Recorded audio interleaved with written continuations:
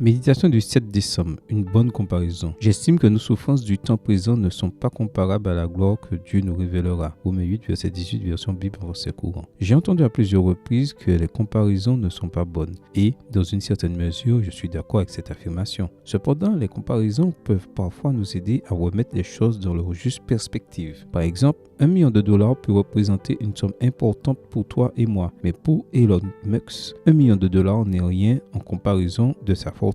Une chute n'est rien pour mon fils qui fait à peine ses premiers pas, mais elle serait pour moi embarrassante et très douloureuse tandis qu'elle représenterait un risque pour la vie de ma mère aujourd'hui âgée. Au chapitre 8 de Romains, Paul fait une déclaration intéressante. J'estime que nos souffrances du temps présent ne sont pas comparables. Attends, ma souffrance n'est rien en comparaison avec. Comment Paul peut-il être si insensible? Si cette année tu as vécu une rupture amoureuse, un échec scolaire, le divorce de tes parents, tu es tombé vaincu face au péché ou a perdu un être cher, tu sauras à quel point cela peut faire du mal au cœur. Mais dans ce verset, Paul n'est pas insensible. Il a d'ailleurs eu une vie pleine d'épreuves et de souffrances. Voir 2 Corinthiens 11, versets 23 à 33. La raison pour laquelle il dit que la souffrance actuelle n'est rien est qu'il a une comparaison en tête. Continuons la lecture. Le verset d'aujourd'hui se termine en disant « La gloire que Dieu nous révélera », cette deuxième affirmation clarifie le tableau. L'évaluation de la souffrance actuelle dépend de ce à quoi on la compare, de ce qui est placé de l'autre côté de l'échelle. Ma souffrance présente ne sera rien que si et seulement si je la regarde dans la perspective de l'avenir que Dieu m'a préparé. De façon paradoxale, la clé pour comprendre le présent réside dans le futur. Ce n'est que lorsque nous parviendrons à fixer notre regard sur les promesses divines que les déboires du présent prendront la place qui leur revient.